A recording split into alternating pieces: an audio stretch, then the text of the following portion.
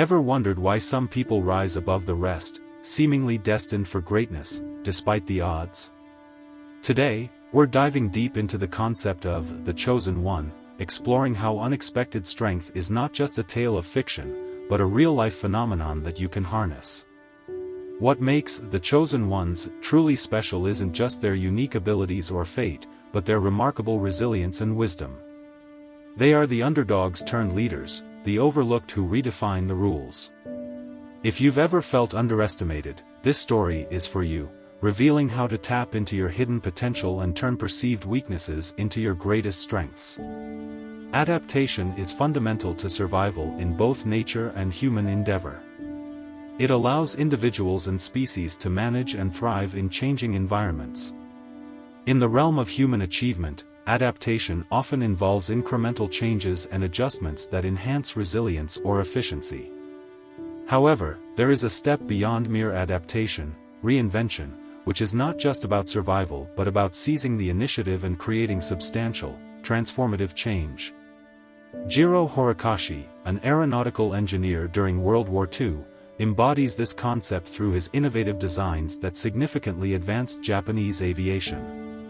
Jiro Horikoshi faced a multitude of challenges, including technological limitations, resource shortages, and the high demands of wartime Japan.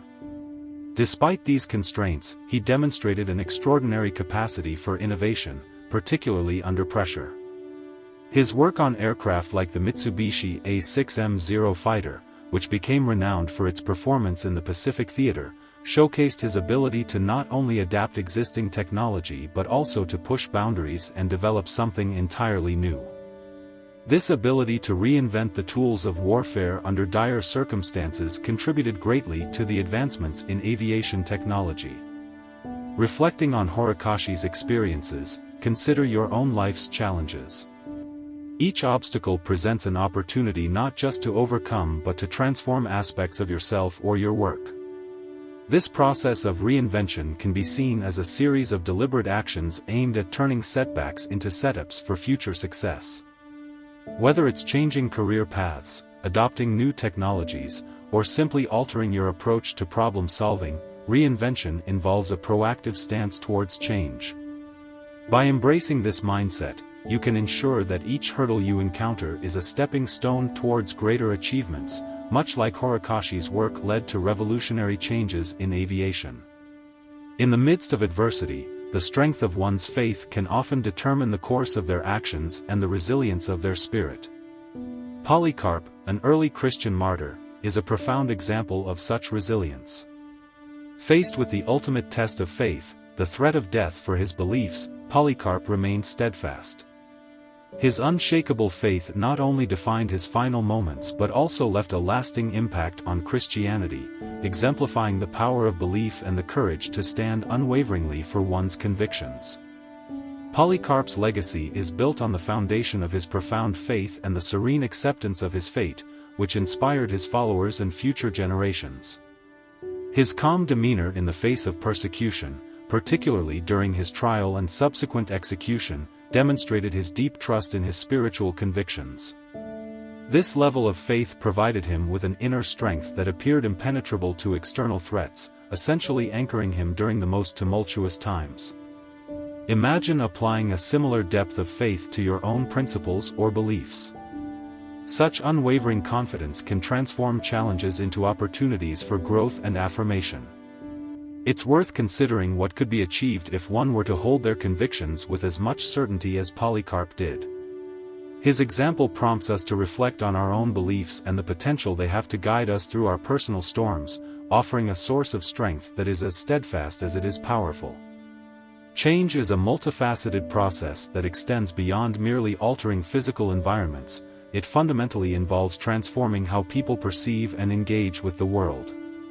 Sarah Bill Chisu's journey as the first female law graduate in her country serves as a powerful example of this transformation. Her achievements did not just break barriers in a professional realm but also challenged and changed societal norms regarding women's roles and capabilities. By stepping into spaces traditionally denied to them, pioneers like Sarah reshape not only their immediate surroundings but also the broader cultural perceptions of what is possible. Sarah Bill Chisu's story is not just about personal success, it's about setting a precedent that empowers others. Her courage to navigate and succeed in a male-dominated field provided a visible, influential blueprint for others to follow. This visibility is crucial. It shows that the barriers once thought insurmountable can indeed be overcome. Her example serves as a beacon, inspiring not just women but all individuals who find themselves constrained by outdated norms and expectations. It illustrates how one person's breakthrough can catalyze a collective shift towards greater inclusivity and equality. The potential to be such a catalyst lies within each of us. It begins with the courage to be the first, to step into uncharted territory despite the uncertainties and resistance that may lie ahead. Taking such a step requires not just vision but also a willingness to be the face of change, to endure scrutiny, and to navigate the challenges of being a pioneer. Whether it's in professional fields, social norms, or personal endeavors, daring to be the first sets into motion a series of changes that can reshape the landscape for those who follow. Each of us has the capacity to initiate change, but it starts with the decision to act, to challenge the status quo, and to embody the change we wish to see. The Inuit myth of Sedna is a profound narrative about embracing the entirety of one's being, including the aspects that are often hidden or suppressed.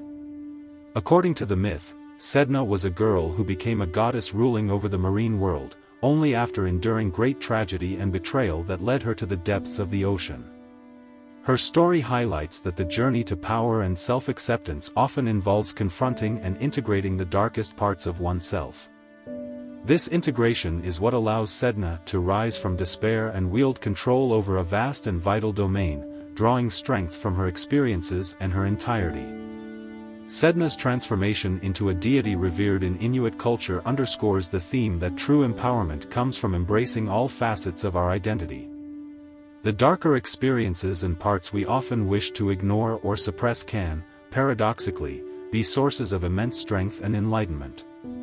Her rule over the creatures of the sea symbolizes mastery over the complex, often murky, elements of life and self.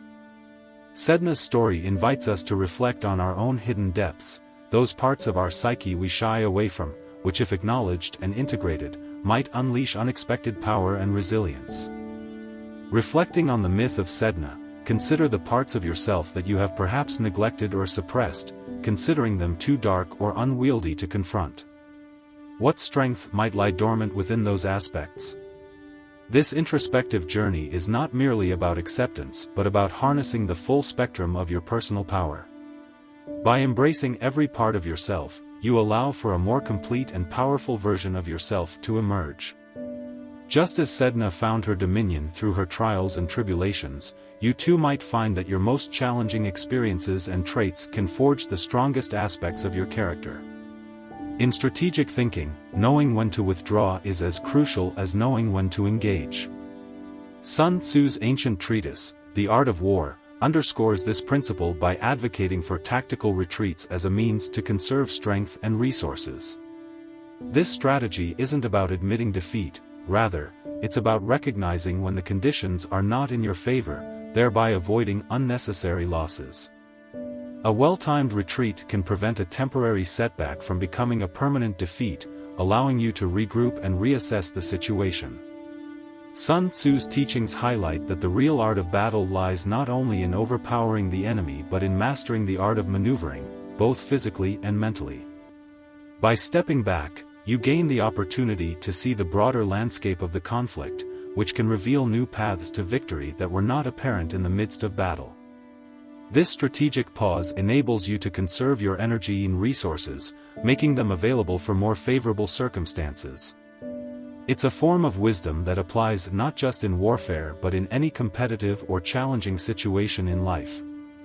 Adopting this strategy in daily life means assessing your battles wisely and knowing when engagement is likely to lead to success, and when it might lead to unnecessary struggle.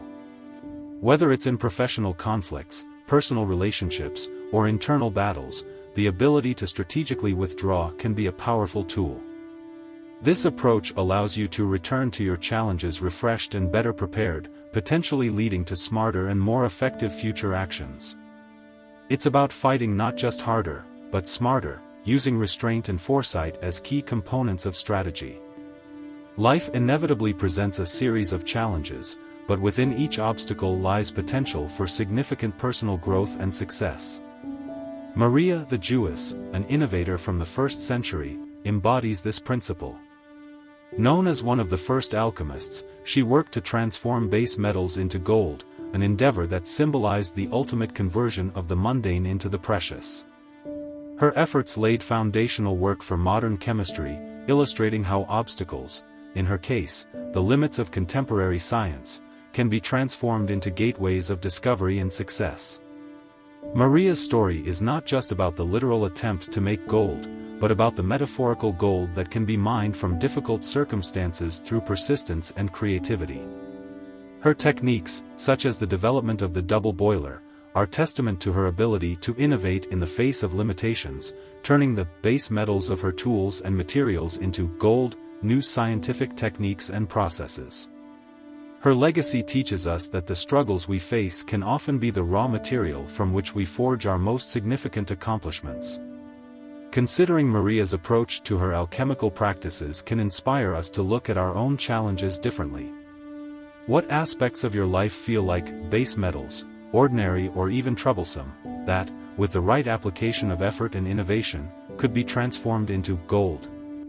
This perspective encourages us not just to overcome obstacles, but to actively use them as catalysts for growth, innovation, and success. By rethinking how we approach our difficulties, we can unlock a deeper potential within ourselves and perhaps discover new paths to personal triumph. Being the chosen one is not about being chosen by destiny but about choosing yourself every day. It's about seeing the hidden threads of potential in life's fabric and pulling them towards a tapestry of success. Now, I invite you to step into your power.